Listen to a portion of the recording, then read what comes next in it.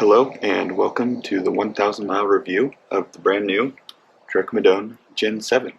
I've been fortunate enough to have this bike on loan from a family member who purchased it and has not yet collected it, so I was able to ride it for quite a while and give you my thoughts and feelings on it.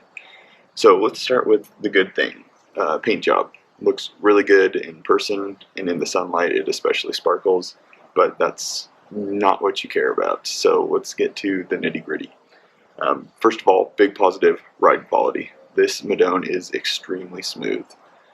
One of the smoothest aero race bikes I think I've ever ridden or tried. And surprisingly, this saddle, the stock saddle, I didn't change it out. I just left it as is because, again, it's not my bike. All I could do is adjust the handlebars to the correct height and the saddle to the correct height.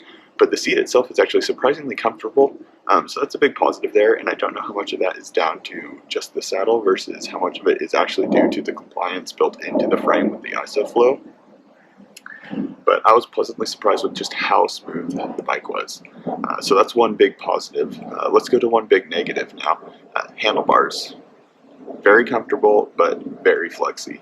And that is not something that I particularly enjoyed. I don't mind having compliance built into my bikes, but when the handlebars flex as much as they did, I don't love that. That said, they didn't break. They held up during all of my sprint tests. They're fine. But I just wish they were a little bit stiffer.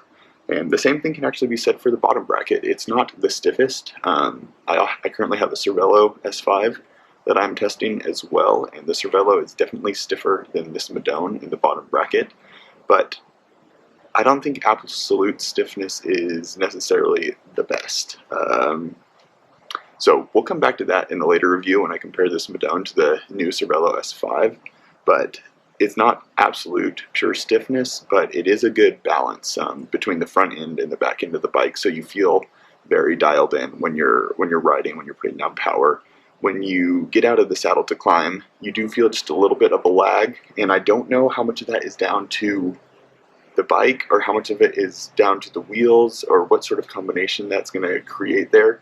I'd say when I did swap out these stock wheels, which are not bad wheels by any means, they're very fast, but when I switched out these stock wheels for some lighter, my lighter zip wheels, I definitely noticed the acceleration was much better. So take that into consideration, right? A wheel change will get you maybe more snappy acceleration, but maybe not as much speed because, again, these stock wheels are very fast in a straight line. Something else that I really liked, another big positive, was the handling. It's more twitchy, I would say, than most race bikes, but probably fairly comparable to something like a Tarmac, where you do have that very direct handling. So you want to be, prepared and on top of your game for what you're getting into. Right, it is a race bike, it's not an endurance bike. It's meant for going fast, and it's meant for coming down the mountain quickly as well. And that's somewhere where this bike had really excelled, was coming around the switchbacks and the hairpins. Always felt very predictable, and if I made a mistake, I could always lean into it just a little bit more, and it would get around the corner. So I really appreciated the handling. Back to a negative. So we're kind of doing the positive, negative. I didn't love how heavy the bike was. So that kind of goes back to my other point of maybe not the fastest acceleration. The bike is a little bit heavy out of the box.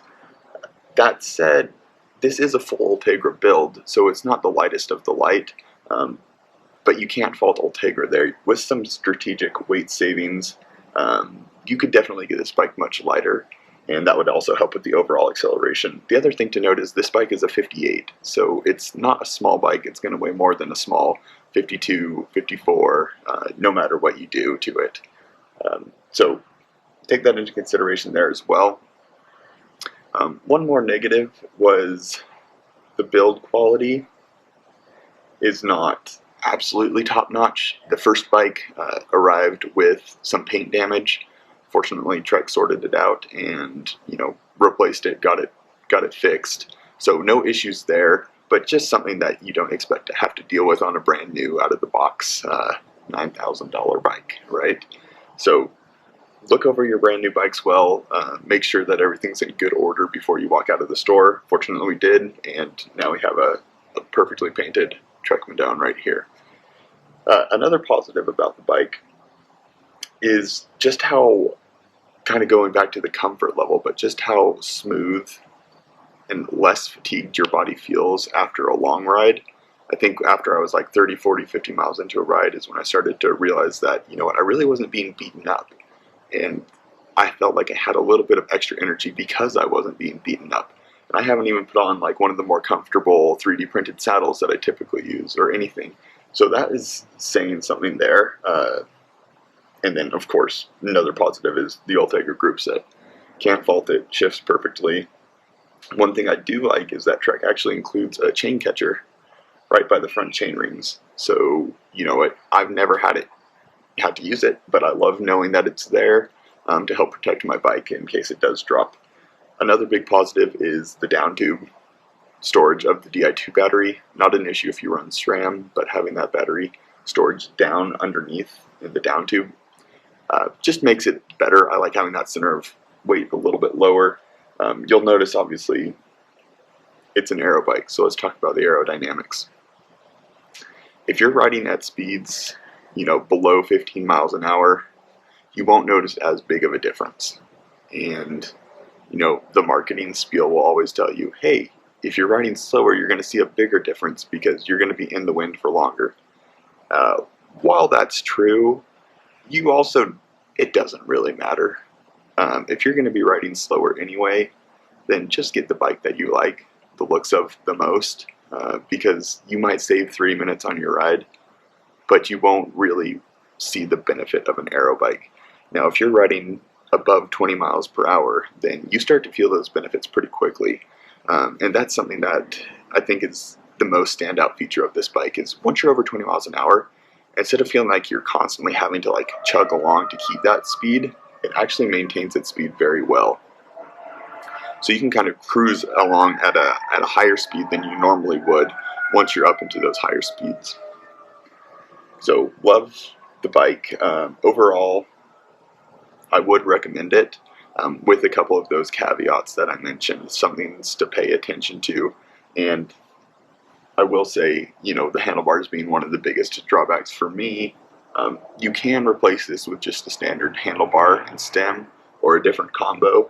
Trek does make a spacer that will accommodate more traditional cable routing through the headset still.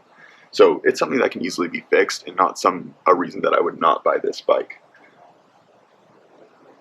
With that, let me know what other questions you have, and especially let me know what questions you would like when I compare it to the Cervelo S5 that I'm testing, so I know how to best help you. With that, thanks for watching.